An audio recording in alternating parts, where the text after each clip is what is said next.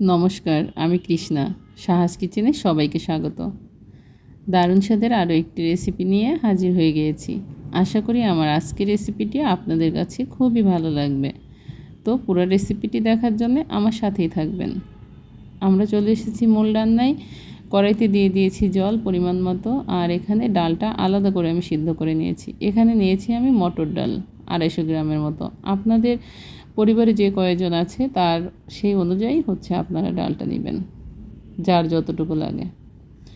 তো জলটা গরম হয়ে যাওয়ার পরে আমি ডালের মিশ্রণটা মিশিয়ে দিয়েছি, আর এখানে পরিমাণ মতো লবণ হলুদ দিয়ে ভালো করে নেড়েচেড়ে এখন মিশিয়ে নিব। আরও ঝালের জন্য দিয়ে দিয়েছি কয়েকটা কাঁচামরিচ।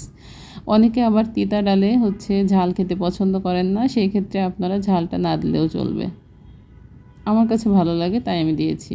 এখানে আমি করলাগুলো কেটে নিয়েছি সুন্দর করে, দেখেন এইভাবে কেটে নিতে হবে, একেবারে বেশি মোটাও না একবারে পাতলাও না। এইভাবে কেটে আমি আলাদা একটা কড়াইতে করলাগুলোকে সুন্দরভাবে ভেজে নিব। একবারে লালচে লালচে করে ভেজে নিতে হবে। এই যে এইভাবে দেখেন আমার ভাজা হয়ে গেছে, আর ওদিকে কড়াইতে ডালটা ফুটছিল। তো ডালটা অর্ধেকটা ফোটার পরে আমি করলাগুলো এখানে অ্যাড করে দিয়েছি। আর অবশ্যই করলাগুলো এইভাবে ভেজে নিতে হবে, না হলে ডালের স্বাদটা হবে না। এই যে জাল করা হয়ে গেছে, এখন নামিয়ে নিয়েছি। আর ওই কড়াইতেই আমি ফোড়নের জন্য তেল দিয়ে দিয়েছি। তো এখানে আমি একে একে ফোড়নগুলো অ্যাড করে দিয়েছি। 5 ফোড়ন, রাঁধুনি, তেজপাতা আর শুকনো মরিচ দিয়েছি। ফোড়নগুলোকে ভালো করে পুড়িয়ে নিয়ে এখন আমি ডালের মিশ্রণটা ঢেলে দিয়েছি। এই যে ফোড়ন হয়ে গেছে। অবশ্যই একটু জোরে সোরে ফোড়ন দিতে হবে, না হলে স্বাদ হবে না। দেখেন দেখতে কতটা লোভনীয় লাগছে, খেতেও খুবই মজা হয়েছিল। অবশ্যই বাসায় সবাই ট্রাই করবেন। আর এই যে নামানোর আগে আমি একটুখানি জিরা গুঁড়া আর একটু চিনি দিয়ে দিয়েছি। হয়ে গেছে প্রায় আমার ডালটা রান্না করা।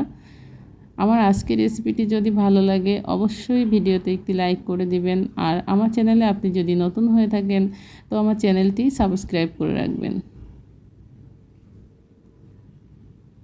দারুণ স্বাদের তিতার ডালের রেসিপি তৈরি হয়ে গেছে। সবাই বাসায় বানিয়ে খাবেন আর আমাকে অবশ্যই কমেন্টে জানাবেন।